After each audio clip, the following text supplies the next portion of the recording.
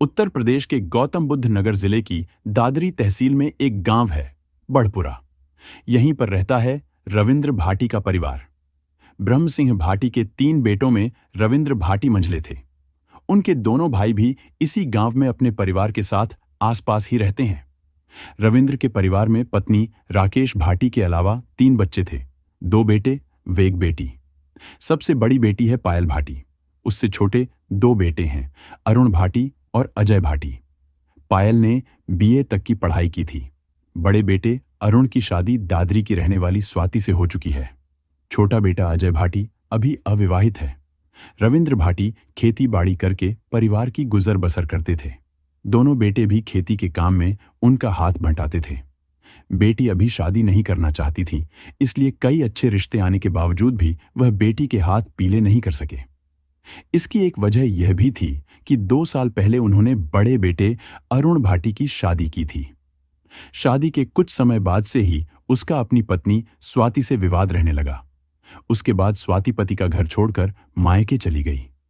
बात इतनी बढ़ गई कि थाने चौकी में शिकायतों के बाद पत्नी से दहेज की मांग व उसके उत्पीड़न के आरोप में आए दिन रविंद्र भाटी, उनकी पत्नी व बेटे बेटियों को थाने के चक्कर लगाने पड़ गए। इसी परेशानी से आजिज होकर जून 2022 में एक दिन रविंद्र भाटी व उनकी पत्नी राकेश भाटी ने जहर खाकर अपनी जान दे दी। हंसते खेलते परिवार में अचानक मातम छा गया। बड़ी बहन होने के कारण पायल भाटी के ऊपर ही दोनों भाइयों की देखभाल और उनके खान पान की जिम्मेदारी आ गई। कुछ वक्त गुजरा तो दादा ब्रह्म सिंह और चाचा ताऊ को जवान होती पायल की चिंता सताने लगी। सबने सोचा कि कोई अच्छा लड़का देखकर उसकी शादी कर देंगे तो बाद में भाइयों की जिदंगी किसी तरह पटरी पर आ जाएगी। इसीलिए पायल भाटी के लिए बिरादरी में अच्छे लड़के देखे जाने लगे। रविंद्र भाटी और उनकी पत्नी की मौत के बाद परिवार की जिंदगी की गाड़ी पटरी पर लौट ही रही थी कि एक और हादसे ने परिवार को तोड़कर रख दिया।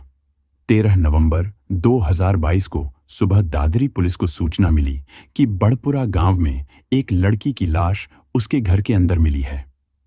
पुलिस जब गांव में पहुंची तो पता चला कि लाश रविंद्र भाटी की इकलौती बेटी पायल भाटी की है। हालांकि लाश का चेहरा इतनी बुरी तरह जल चुका था कि उसे पहचानना मुश्किल ही नहीं नामुमकिन था। गर्दन भी बुरी तरह जली हुई थी, जबकि हाथ की कलाई पर किसी धारदार हथियार से काटे जाने के बाद ज्यादा खून बहने के कारण उसकी मौत हो गई थी। ऐसा लगता था कि किसी हादसे के कारण उसका चेहरा जलने से क्षत विक्षत हुआ था। चूंकि लाश घर के अंदर ही मिली थी और शव के ऊपर कपड़े भी वही थे जिन्हें पायल रात को पहनकर सोई थी, इसलिए परिवार को पुलिस से यह बताने में कोई संकोच नहीं हुआ कि मरने वाली पायल थी। पायल की मौत कैसे हुई और जब वो खुदकुशी कर रही थी तो परिवार में किसी को पता क्यों नहीं चला? परिवार वालों से जब पुलिस ने ये वाजिब सवाल किया तो इसका उत्तर भी पायल के भाइयों ने बड़े वाजिब तरीके से ही दिया। उन्होंने बताया कि 12 नवंबर की रात को वे करीब 9 बजे खाना खाकर सोए तो जल्द ही गहरी नींद की आगोश में समा गए। उन्होंने बताया कि ऐसा लगा कि वे महीनों से सोए नहीं हैं। सुबह उठे तो देखा कि पायल अपने कमरे में बिस्तर के पास जमीन पर मृत पड़ी थी। उसका चेहरा बुरी तरह जला हुआ था और हाथ की नस धारदार हथियार से कटी थी, जिससे निकलने वाले खून का सैलाब आसपास फैल चुका था। बिस्तर पर ही पायल की हैंडराइटिंग में लिखा हुआ एक पत्र पड़ा था, जो उसने शायद मरने से पहले लिखा था। पुलिस ने भाइयों से वह पत्र लेकर पढ़ा तो पायल के खुदकुशी करने की वजह भी साफ हो गई। नोट में पायल ने लिखा था, आज पूड़ी बनाते समय मेरा चेहरा कड़ाही का गर्म तेल छलकने के कारण बुरी तरह झुलस गया। मेरा चेहरा इतना विकृत हो गया कि अब समाज में मुझे कोई पसंद नहीं करेगा। मेरे माता पिता ने कर्ज के बोझ के कारण पहले ही अपनी जान दे दी थी। ऐसी हालत में मैं अपने भाइयों पर बोझ नहीं बनना चाहती। इस वजह से मैं अपने हाथ की नस काटकर अपनी जान दे रही हूं। अपने परिवार के सभी लोगों से मैं इसके लिए माफी चाहती हूं। जला हुआ चेहरा, हाथ की कटी हुई नस और परिवार वालों का यह कहना कि जो शव मिला है वो पायल भाटी का ही है, इससे शक की गुजारिश नहीं थी। लिहाजा दादरी पुलिस ने आत्महत्या का मामला दर्ज कर पायल भाटी के शव का पोस्टमार्टम कराया और उसे घर वालों को सौंप दिया। घर वालों ने उसी दिन पायल के शव का अंतिम संस्कार कर दिया। 21 नवंबर 2022 को 13वीं की रस्म भी कर दी गई। इस दौरान पूरे गांव में एक ही बात की चर्चा होती रही कि ऐसी कौन सी बुरी दशा थी कि 6 महीने के भीतर ही भाटी परिवार में 3 लोगों ने मौत को गले लगा लिया। लेकिन कहते हैं कि वक्त का मरहम बड़े से बड़े जख्म को भर देता है। वक्त फिर तेजी से बीतने लगा। जिस वक्त दादरी थाना क्षेत्र के बढ़पुरा गांव में यह हादसा हो रहा था, उसी दिन बिसरख थाना क्षेत्र के सूरजपुर से एक युवती हेमा चौधरी अचानक रहस्यमय ढंग से लापता हो गई थी। दरअसल 15 नवंबर की सुबह सूरजपुर के सुनारों वाली गली में रहने वाली मुमतेश चौधरी नाम की महिला ने बिसरख थाने में पहुंचकर एसएचओ उपेंद्र कुमार से मुलाकात की और उन्हें शिकायत दी कि उसकी छोटी बहन हेमा चौधरी, जो उसके पास रहती थी और गौर सिटी मॉल के वेन हुसैन मॉल में काम करती थी, वह 12 नवंबर से लापता है।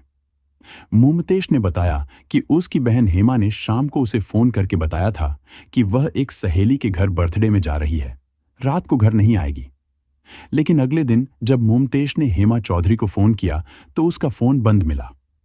कई बार प्रयास करने पर भी जब हेमा से संपर्क नहीं हो सका तो मुमतेश ने उसके शोरूम में फोन किया। वहां से पता चला कि वो तो उस रोज काम पर पहुंची ही नहीं। 12 नवंबर की शाम को जाने के बाद उसने फोन करके भी ये नहीं बताया कि वह अगले दिन काम पर नहीं आएगी। मुमतेश को यह भी नहीं पता था कि हेमा किस सहेली के घर गई है। उसने हेमा चौधरी के सभी पहचान वालों को फोन करके उसकी खैर खबर जानने का प्रयास किए, लेकिन कहीं से कोई सुराग नहीं मिला। थक-हार कर मुमतेश ने 15 नवंबर को बिसरख थाने में हेमा चौधरी की गुमशुदगी रिपोर्ट दर्ज करा दी। एसएचओ उपेंद्र कुमार ने हेमा की गुमशुदगी का मामला दर्ज करवाकर एसआई उपेंद्र को जांच सौंप दी। एसआई उपेंद्र ने गुमशुदगी के मामले में की जाने वाली औपचारिकताओं को पूरा करने के बाद उस शोरूम में जाकर पूछताछ की, जहां हेमा चौधरी काम करती थी। वहां पता चला कि शाम को वह निकल गई थी। उसके बाद उसने कोई संपर्क नहीं किया। दिक्कत यह थी कि हेमा चौधरी का फोन लगातार बंद आ रहा था। हेमलता चौधरी मूल रूप से मथुरा जिले की रहने वाली थी। शादी हो चुकी थी, लेकिन एक बच्चा होने के बाद पति ने उसे गलत चाल चलन का आरोप लगाकर बिना बच्चे के घर से निकाल दिया था। पति से अलग होने के बाद बेसहारा हुई हेमलता सूरजपुर इलाके में सुनारों वाली गली में बड़ी बहन मुमतेश के पास आ गई, जो वहां अपने परिवार के साथ रहती थी। गुजर बसर के लिए हेमा चौधरी कुछ महीना पहले ग्रेटर नोएडा के गौर सिटी मॉल के वेन हुसैन शोरूम में सेल्स गर्ल की नौकरी करने लगी। इधर एएसआई उपेंद्र ने जब गुमशुदगी की जांच को आगे बढ़ाते हुए हेमा के फोन की कॉल डिटेल्स निकलवाई तो पता चला कि उसके फोन की आखिरी लोकेशन बढ़पुरा गांव में रविंद्र भाटी के घर पर थी। कॉल डिटेल्स की जांच से यह भी पता चला कि उसकी आखिरी बातचीत जिस नंबर पर हुई थी वह नंबर बुलंदशहर में रहने वाले किसी अजय ठाकुर का था। अजय ठाकुर की लोकेशन भी उस वक्त बढ़पुरा में वहीं पाई गई जहां हेमलता के फोन की थी। एसआई उपेंद्र सबसे पहले बढ़पुरा में रविंद्र भाटी के घर पहुंचे।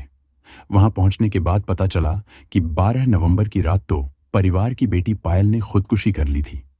एसआई उपेंद्र समझ नहीं पा रहे थे कि आखिर हेमलता इतनी दूर वहां किससे मिलने आई थी, क्योंकि पायल के दोनों भाई भी इस बात से इनकार कर चुके थे कि वो हेमा को जानते हैं। पायल भाटी के परिवार व गांव वालों के बयानों की तस्दीक करने के लिए जब एसआई उपेंद्र दादरी थाने गए तो वहां यह बात साफ हो गई कि पायल भाटी ने वाकई खुदकुशी की थी। दादरी पुलिस ने उन्हें पायल की लाश के फोटो भी दिखाए, जिसमें उसका चेहरा व गर्दन बुरी तरह जलकर विभत्स हो गए थे। उसे देखकर कोई पहचान ही नहीं सकता था कि लाश किस लड़की की है। एसआई उपेंद्र अब अजय ठाकुर की तलाश में बुलंदशहर पहुंचे। अजय ठाकुर मूल रूप से बुलंदशहर में सिकंदराबाद के महपा जागीर गांव का रहने वाला था। अजय ठाकुर खेतीबाड़ी करता था। भरे पूरे संयुक्त परिवार के युवक अजय ठाकुर के परिवार में माता पिता और भाई बहनों के अलावा पत्नी सुमन और 5 और 3 साल के 2 बेटे थे। परिवार वालों से एसआई उपेंद्र ने जब अजय ठाकुर के बारे में पूछा तो पता चला कि अजय भी 12 नवंबर 2022 से ही लापता है। वह 12 नवंबर को घर से नोएडा जाने की बात कहकर बाइक से निकला था। उसके बाद से घर नहीं लौटा। इतना ही नहीं, उसके फोन जब जब कॉल की गई तो बंद मिला। अजय के लापता होने पर घर वालों ने उसकी हत्या की आशंका जताते हुए सिकंदराबाद थाने में 14 नवंबर 2022 को उसकी गुमशुदगी दर्ज करा दी थी। एसआई उपेंद्र ने जब सिकंदराबाद थाने जाकर इस बात की तस्दीक की तो अजय ठाकुर के परिवार की बात सही पाई गई। इसके बाद तो एसआई उपेंद्र के लिए हेमा चौधरी की गुमशुदगी एक रहस्य भरी फिल्म बन गई, क्योंकि हेमा तक पहुंचने के जिस संपर्क सूत्र तक पुलिस पहुंच रही थी, पता चलता कि या तो उसकी मौत हो चुकी है या वो लापता है। 26 नवंबर 2022 को बिसरख थाने के एसएचओ का तबादला हो गया और नए एसएचओ के रूप में इंस्पेक्टर अनिल सिंह ने थाने का कार्यभार संभाला। उन्होंने जब थाने में लंबित विवेचनाओं की जानकारी ली तो एसआई उपेंद्र के पास हेमा चौधरी की गुमशुदगी के बारे में पता चला। मामला बेहद दिलचस्प था। एसएचओ अनिल सिंह ने एसआई उपेंद्र की मदद के लिए कांस्टेबल राजीव कुमार, अनिल कुमार, शिवांक ढालिया, सरविंद्र कुमार और महिला कांस्टेबल ज्योति की टीम बना दी। साथ ही टीम को हेमा चौधरी के अलावा अजय ठाकुर और पायल भाटी के मोबाइल फोन नंबरों की कॉल डिटेल्स निकलवाने और अजय ठाकुर के फोन को सर्विलांस पर लगवाने का आदेश दिया। इसका सुखद परिणाम जल्द ही सामने आया। पायल, हेमा और अजय पाल की कॉल डिटेल्स खंगालने के बाद सामने आया कि अजय और पायल कई महीनों से एक दूसरे को जानते थे। दोनों के बीच कई बार लंबी लंबी बातचीत होती थी। पिछले कुछ दिनों से अजय हेमा से भी उसके फोन पर बातचीत कर रहा था। इतना ही नहीं, 12 नवंबर 2022 की रात पायल, हेमा और अजय की लोकेशन एक साथ होना इस बात का साफ इशारा था कि एक मौत और 2 गुमशुदगी का आपस में कोई न कोई संबंध जरूर है, क्योंकि 3 लोग जिनमें 2 महिलाएं थीं, एक रात को साथ थे। इनमें से एक महिला खुदकुशी कर लेती है, उसकी भी पहचान नहीं होती। पहचान भी परिवार द्वारा कपड़ों से की जाती है। इसके बाद बाकी 2 लोग लापता पाए जाते हैं। ये सारे संयोग कई सवाल खड़े कर रहे थे। कॉल डिटेल्स और सर्विलांस की मदद से पुलिस को जल्द ही इस बात का पता चल गया कि अजय का फोन कभी स्विच्ड ऑफ हो जाता है तो कभी काम करने लगता है। 12 नवंबर 2022 के बाद जब भी अजय का मोबाइल फोन इस्तेमाल हुआ, उससे कुछ खास नंबरों पर ही बात हुई। उनमें से एक नंबर ऐसा भी था जो अजय के नाम पर ही रजिस्टर्ड था, लेकिन उसकी लोकेशन भी अजय के पुराने नंबर के साथ ही थी। जांच पड़ताल के बाद एसआई उपेंद्र को यह भी पता चला कि अजय अपने बैंक अकाउंट से नेट बैंकिंग के जरिए ट्रांजैक्शन कर रहा है। इसका मतलब साफ था कि वो सही सलामत है। लेकिन हेमा के बारे में जानने के लिए पुलिस का अजय तक पहुंचना जरूरी था। अजय ठाकुर के नंबर पर लगातार सर्विलांस की मदद से निगाह रखी जाने लगी। पुलिस ने अजय ठाकुर के घर से उसका फोटो व अन्य जानकारियां हासिल कर ली थीं। इंस्पेक्टर अनिल सिंह को 1 दिसंबर 2022 की दोपहर एसआई उपेंद्र कुमार ने बताया कि अजय पाल शाम को 4 मूर्ति गोल चक्कर के पास किसी से मिलने के लिए आने वाला है। सूचना चूंकि सर्विलांस की मदद से और एक ऐसे व्यक्ति के जरिए मिली थी जो अजय ठाकुर के लगातार संपर्क में था, इसलिए संदेह की गुंजाइश नहीं थी। शाम को 4 बजे से ही पुलिस ने उस इलाके में जाल बिछाकर घेराबंदी कर दी जहां अजय ठाकुर के आने की सूचना मिली थी। पुलिस का टारगेट वो इंसान था जिससे अजय मिलने आने वाला था। शाम को 8 बजे इंतजार की घड़ियां खत्म हुई। बाइक पर सवार होकर अजय ठाकुर जब अपने परिचित से मिलने पहुंचा तो उसके साथ एक युवती भी थी। पुलिस ने दोनों को दबोच लिया। अजय ठाकुर को पकड़ते ही इंस्पेक्टर अनिल सिंह का उससे पहला सवाल था, हेमलता कहाँ है? कहाँ छिपा रखा है उसे? पुलिस के चंगुल में फंसते ही अजय के पांवों तले से जमीन खिसक गई। सकपकाए अजय को समझ ही नहीं आया कि वो क्या करे। हकलाते हुए उसने जवाब दिया, कौन हेमलता साहब? मैं किसी हेमलता को नहीं जानता तो उसे छिपाऊंगा क्यों? लगता है ये ऐसे नहीं बताएगा। थाने ले चलो इसे, वहीं इसे सब याद आ जाएगा, इंस्पेक्टर अनिल सिंह ने कहा। पुलिस दोनों को पकड़कर बिसरख थाने ले आई। तब तक पुलिस को यह पता ही नहीं था कि उसके साथ जो लड़की है वो कौन है। अलबत्ता थाने लाकर जब दोनों की तलाशी ली गई तो पुलिस को अजय ठाकुर की जेब से एक मैरिज सर्टिफिकेट मिला जो उस युवती के साथ अजय की अदालत में रजिस्टर्ड हुई मैरिज का था जो उसके साथ थी। सर्टिफिकेट पर अजय ठाकुर के साथ युवती का नाम पायल भाटी लिखा था। मैरिज सर्टिफिकेट देखकर अनिल सिंह का दिमाग भी घूम गया। क्योंकि शादीशुदा अजय ठाकुर अपनी पत्नी और बच्चों के रहते दूसरी शादी कैसे कर सकता था। इंस्पेक्टर अनिल सिंह का दिमाग घूमने की सबसे बड़ी वजह यह थी कि जिस लड़की से उसने शादी की थी वो पायल थी। वही पायल भाटी जिसके घर के पास हेमलता और अजय के फोन की लोकेशन मिली थी, जिस रात वह गायब हुई थी। सबसे हैरानी की बात यह थी कि पायल की तो मौत हो चुकी थी। अगर पायल सही सलामत है तो उसके घर में जो लड़की मृत पाई गई थी वो कौन थी? एसएचओ अनिल सिंह ने महिला पुलिस के माध्यम से पायल भाटी के साथ पूछताछ की और उसके परिवार की जानकारी लेकर बड़पुरा गांव से उसके भाइयों व दादा को बुलवा लिया। थाने में आने के बाद जब परिवार ने पायल भाटी को जिंदा देखा तो सबके पांवों तले की जमीन खिसक गई। घर की जिस बेटी को मृत समझकर वे उसका अंतिम संस्कार यहां तक कि 13वीं कर चुके थे, वो आखिर जिंदा कैसे हो गई? उन्होंने इंस्पेक्टर अनिल सिंह को पायल की खुदकुशी के बारे में सब कुछ बता दिया तो माजरा कुछ कुछ उनकी समझ में आ गया। अजय ठाकुर और पायल भाटी से जब सख्ती से पूछताछ की गई तो सारी कहानी सामने आ गई। पुलिस पूछताछ में सामने आया कि पायल भाटी ने कैसे अपने प्रेमी अजय ठाकुर के साथ जिंदगी बिताने और अपने माता पिता की मौत के जिम्मेदार लोगों से इंतकाम लेने के लिए एक फिल्मी साजिश रचकर एक बेगुनाह लड़की का कत्ल कर दिया। इसके बाद उसकी लाश को अपनी पहचान देकर खुद को मरा हुआ साबित कर दिया।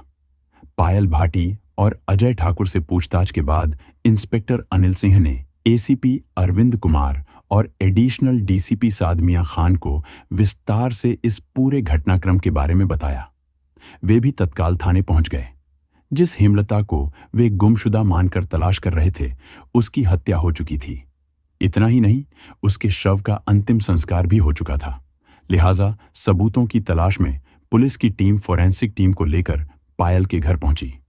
टीम ने उसके पूरे घर के साथ उस कमरे को बारीकी से खंगाला जहां हेमलता की हत्या कर उसे अपने कपड़े पहना दिए थे और उसे खुदकुशी का रंग दे दिया था। वारदात को 18 दिन बीत जाने के बाद भी पुलिस को पायल भाटी के घर की सीढ़ियों से खून के कुछ सूखे हुए निशान मिल गए जो शायद हेमा के खून के थे। पुलिस द्वारा की गई पूछताछ में पायल भाटी ने बताया कि माता पिता की मौत के बाद वह बुरी तरह टूट गई थी, लेकिन कुछ दिन बाद ही उसकी जान पहचान फेसबुक के जरिए सिकंदराबाद के रहने वाले अजय ठाकुर से हुई। पहली ही नजर में अजय उसके दिल को भा गया। पायल फेसबुक और इंस्टाग्राम पर दिल टूटने वाली शायरी और ऐसे ही वीडियो बनाकर डालती थी जो अजय को बहुत पसंद आते थे। फेसबुक की जान पहचान जल्द ही मुलाकात में बदल गई और मिलते जुलते न जाने कब वो एक दूसरे को दिल दे बैठे, पता ही नहीं चला। उन्हें एहसास तब हुआ जब दोनों का एक दूसरे के बिना कुछ भी अच्छा नहीं लगता। इसके बाद दोनों ने साथ जीने मरने की कस्में खानी शुरू कर दी। अजय शादीशुदा और 2 बच्चों का बाप था।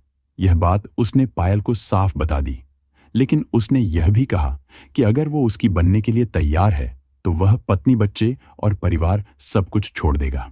ऐसा प्यार करने वाला किसी लड़की को मिल जाए तो कौन उससे दूर होना चाहेगा। अजय ठाकुर को अपना बनाने के लिए पायल भाटी ने अपने भाइयों से जब उसके बारे में बात की तो उन्होंने अपने चाचा, ताऊ और दादा से जिक्र किया। उन्हें जब पता चला कि पायल एक शादीशुदा लड़के के प्यार में पड़ गई है तो उन्होंने उसे डांट फटकार कर साफ मना कर दिया कि किसी भी हालत में अजय से उसकी शादी नहीं हो सकती, वो उसे भूल जाए। दादा ब्रह्म सिंह ने दुनिया देखी थी। उन्हें पता था कि जवान लड़की जब एक बार किसी इंसान से दिल लगा बैठती है तो ज्यादा दिन तक उसके पांव में बंधन की बेड़ियां नहीं डाली जा सकती।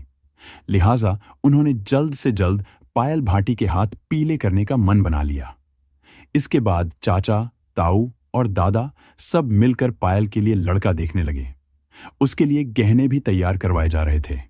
दिल्ली और दूसरे इलाकों में पायल के लिए लड़के भी देखे जा रहे थे, लेकिन पायल तो अजय के साथ रहना चाहती थी। पायल के दिल में पहले से ही इस बात की टीस थी कि उसके माता पिता ने जिन लोगों से परेशान होकर खुदकुशी की थी वे आजाद घूम रहे हैं। दरअसल पायल के परिवार ने जिन लोगों के खिलाफ मुकदमा दर्ज कराया था उन्होंने कोर्ट में जमानत याचिका दाखिल की और 3 आरोपियों को अग्रिम जमानत मिल गई थी। इधर चाचा, ताऊ, दादा ने उसके प्यार को भी उससे दूर रखने की जिद पकड़ ली थी। अपने प्यार को हासिल करने और इंतकाम को पूरा करने के लिए पायल के दिमाग में अपराध का कीड़ा कुल बुलाने लगा। वह सोचने लगी कि आखिर ऐसा क्या किया जाए कि अजय हमेशा के लिए उसका हो जाए और माता पिता की मौत के जिम्मेदार लोगों को भी वह सजा दे सके। दादरी पुलिस ने पायल भाटी के परिवार की शिकायत पर पायल के माता पिता की मौत में आत्महत्या के लिए प्रेरित करने की धारा में मुकदमा दर्ज किया था, जिसमें स्वाति, उसके भाई और 2 अन्य लोगों को नामजद कराया गया था।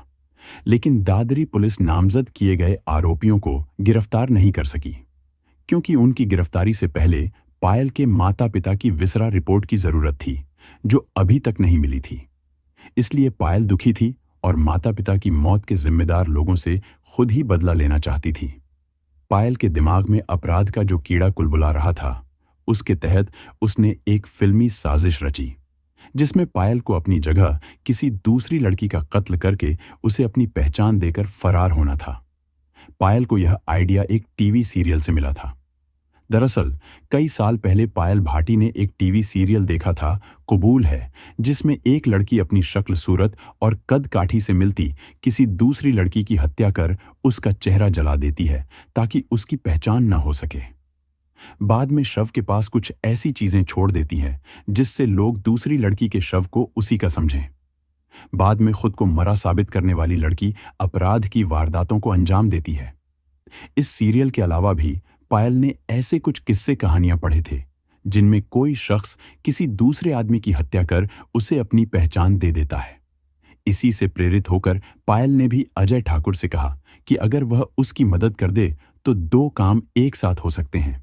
वे जिंदगी भर के लिए साथ हो सकते हैं और वह अपने माता पिता की मौत के जिम्मेदार लोगों से बदला भी ले सकती है। अजय ने पूछा, कैसे? तो पायल ने उसे तरकीब भी बता दी। पायल भाटी ने कहा कि वो किसी ऐसी लड़की का इंतजाम कर दे जिसकी लंबाई 5 फुट 4 इंच हो और कद काठी उससे मिलती होने के साथ हुलिया और बालों की बनावट भी उसके जैसी हो। उससे क्या होगा? अजय ने पूछा। तुम उस लड़की को पटाकर मेरे पास लाओगे और हम उसकी हत्या कर देंगे। उस लड़की का चेहरा ऐसा कर देंगे कि उसकी पहचान न हो सके। उसे अपने कपड़े पहनाकर हम दोनों यहां से भाग जाएंगे। उसके बाद हम शादी भी कर लेंगे और मैं अपने दुश्मनों से इंतकाम भी ले लूंगी। पायल ने पूरी प्लानिंग अजय को बता दी। आइडिया तो एकदम बेहतरीन है, लेकिन पायल जैसी लड़की मिलेगी कहां? इस बात पर दिमाग लड़ाते लड़ाते अजय ने अपने 1-2 दोस्तों से इस बात का जिक्र भी किया। अजय का एक दोस्त था नवीन, जो गौर सिटी मॉल में काम करता था। नवीन कुछ रंगीन मिजाज का था। कॉल गर्ल का पेशा करने वाली बहुत सी लड़कियां उसके संपर्क में थीं। वैसे भी जिस काम के लिए अजय को लड़की चाहिए थी, उसके लिए बदनाम लड़की ही उसके साथ चलने के लिए तैयार हो सकती थी। अजय ने अपने दोस्त नवीन से कहा कि किसी अच्छी सी लड़की से उसकी भी दोस्ती करवा दे ताकि वो भी मौज मस्ती कर सके। साथ ही उसने कद काठी और हुलिये के बारे में भी बता दिया कि कैसी लड़की चाहिए। नवीन के पास तो ऐसी लड़कियों की भरमार थी। उसने अपने पास मौजूद कई लड़कियों की फोटो अजय को व्हाट्सएप पर भेजी, लेकिन कोई भी लड़की ऐसी नहीं थी जिसका हुलिया व कद काठी पायल से मिलती हो। आखिर जब उसने हेमा चौधरी की फोटो अजय को भेजी और अजय ने वह फोटो पायल को दिखाई तो उसने एकदम हामी भर दी। हेमा का हुलिया ही नहीं, कद काठी और बालों की बनावट भी पायल जैसी ही थी। बस उसके बाद तो इस साजिश को आगे बढ़ाने का सिलसिला शुरू हो गया। पहले अजय ने अपने दोस्त नवीन के जरिए गौर सिटी मॉल के वैन हुसैन शोरूम में काम करने वाली हेमा से मुलाकात की। शुरू की 1 से 2 मुलाकातों में अजय ने उससे बस कॉफी शॉप और पिज्जा कॉर्नर में बैठकर बातचीत की और उसके साथ खाना पीना किया। इन 2 मुलाकातों में ही उसने हेमा को 2 बार गिफ्ट देकर उसे पूरी तरह प्रभावित कर लिया। दूसरी मुलाकात में तो उसने हेमा को शॉपिंग में कुछ कपड़ों की खरीदारी भी करवा दी। इस दौरान बातों ही बातों में उसने हेमा से इस बात की टोह ले ली थी कि अगर वो उसे अपने साथ कहीं चलने को कहे तो वह इनकार तो नहीं करेगी। हेमा आर्थिक परेशानियों में घिरी थी। उसने कहा कि वह चल सकती है अगर वो इस बात के लिए उसे 5,000 रुपए दे तो। अजय को पहले से ही इस बात का अंदाजा था, लिहाजा उसने झट से हामी भर दी। अब उसे भरोसा हो गया कि हेमा उसके साथ आंख बंद करके चल देगी, लिहाजा उसने पायल भाटी को यह बात बता दी। इसके बाद 12 नवंबर 2022 की तारीख तय हुई जब अजय को हेमा को लेकर बढ़पुरा गांव में पायल के घर जाना था। उस दिन अजय ने सुबह ही हेमा को बता दिया कि शाम को उसे उसका दिल बहलाने के लिए साथ चलना होगा। हेमा ने शाम को 7 बजे मिलने की हामी भी भर दी। इधर पायल ने अपने घर में तैयारी कर ली। उसने शाम को जब खाना बनाया तो उसमें प्रेमी के द्वारा लाई गई नींद की 20 गोलियां मिलाकर दोनों भाइयों को खाना खिला दिया। रात को 9 बजे खाना खाते ही दोनों भाई कुछ देर में गहरी नींद सो गए। रात को करीब 10 बजे अजय अपनी बाइक पर हेमा को साथ लेकर पायल के घर पहुंचा। हेमा ने उसके बारे में पूछा तो अजय ने उसका परिचय अपनी रिश्तेदार के रूप में कराया। पायल ने उसे भी नशे की गोलियां मिला खाना खिलाया, लेकिन पायल और अजय ने दूसरा खाना खाया। खाना खाने के बाद हेमा पर नींद सवार होने लगी तो दोनों ने मिलकर उसे पायल के कमरे में सुला दिया। हेमा की बेहोशी के बाद उन्होंने उसकी हत्या कर दी। पहले उसका गला दबाया, फिर उसे रसोई में ले जाकर उसके चेहरे व गर्दन पर खौलता हुआ सरसों का तेल डाल दिया। उसकी मौत आत्महत्या लगे, इसलिए कलाई की नस भी चाकू से काट दी।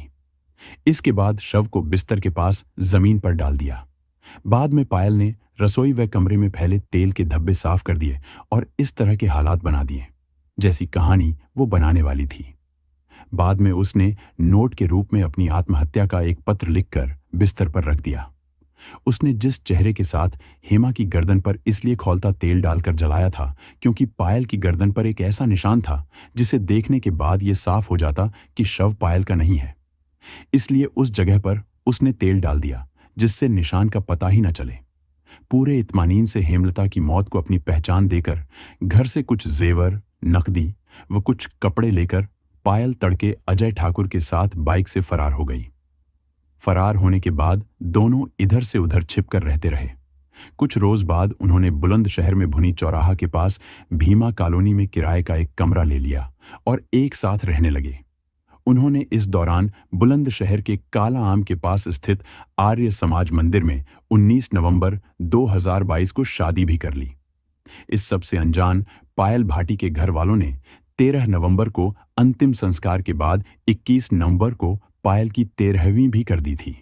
इस दौरान पायल के कहने पर अजय ने एक तमंचा और 10 कारतूस खरीद लिए थे ताकि पायल भाटी अपने दुश्मनों को मारकर अपना इंतकाम पूरा कर सके। दरअसल पायल के भाई अरुण की शादी उसकी बुआ का बेटे सुनील ने करवाई थी, जो दादरी में रहता है। सुनील ने शादी के लिए पायल के पिता रविंद्र भाटी को 5 लाख रुपए उधार दिए थे।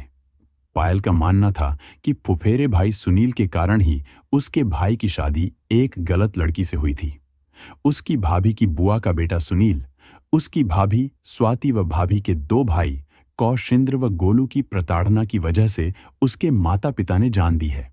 ये चारों न केवल उसके परिवार की बर्बादी का कारण थे, बल्कि सुनील अपनी उधार की रकम के लिए रविंद्र भाटी पर दबाव डालने के साथ बिरादरी में उनकी बदनामी भी कर रहा था।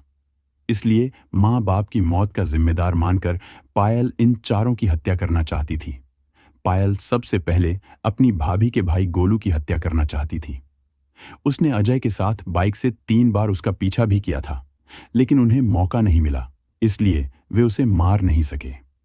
पायल और अजय अपने चारों टारगेट की हत्या करने के बाद यूपी छोड़कर कहीं दूसरी जगह जाकर बसने का प्लान बना चुके थे। इसीलिए दोनों ने अपनी थोड़ी बहुत पहचान छिपाकर सनातन धर्म मंदिर में जो शादी की, उसमें अपने सही नाम लिखवाए। जिस दिन वे गिरफ्तार हुए, उस दिन वे मेरठ से अपनी इसी शादी का अदालती रजिस्ट्रेशन सर्टिफिकेट लेकर आ रहे थे। पुलिस अगर पायल भाटी की मौत, हेमलता चौधरी और अजय ठाकुर की गुमशुदगी को एक साथ जोड़कर जांच को आगे नहीं बढ़ाती, तो इस फिल्मी अपराध की गुत्थी कभी नहीं सुलझती। इसे सुलझाने में पुलिस को अजय ठाकुर के एक ऐसे दोस्त की मदद भी मिली जो अजय के लगातार संपर्क में था। उसी की मदद से पुलिस दोनों को गिरफ्तार कर सकी। फरार होने के बाद पायल भाटी अपने फोन में उस दूसरे सिम का इस्तेमाल कर रही थी जो अजय ने पहले से अपने नाम से खरीदा हुआ था। यह नंबर उसके घर वालों के पास भी नहीं था। पायल भाटी की गिरफ्तारी के बाद पुलिस ने पायल भाटी और उसके प्रेमी अजय ठाकुर की निशानदेही पर हत्या के इरादे से खरीदे गए तमंचे के अलावा हेमा की नस काटने में प्रयुक्त चाकू, हेमा का फोन, घड़ी और उसका बैग बरामद कर लिया है। एडीसीपी ताज मियां खान ने हत्याकांड का खुलासा करने वाले एसएचओ अनिल सिंह की टीम को इनाम देने की घोषणा की है। विस्तार से पूछताछ के बाद दोनों आरोपियों को न्यायालय में पेश कर लुक्सर जेल भेज दिया गया। दोस्तों, इस कहानी को सुनाने का हमारा उद्देश्य किसी की भावनाओं को आहत करना, किसी को ठेस पहुंचाना या परेशान करना बिल्कुल नहीं था। हमारा उद्देश्य केवल आपको जागरूक करना, सचेत करना और सतर्क रहने के लिए प्रेरित करना है। दोस्तों, इस पूरी घटना के बारे में आपकी क्या राय है? कमेंट बॉक्स में जरूर बताएं और अगर हमारी मेहनत पसंद आई हो तो इस वीडियो को लाइक करते हुए शेयर भी करें। अगर आपने अब तक चैनल को सब्सक्राइब नहीं किया है तो हमारे चैनल को सब्सक्राइब कर लीजिए।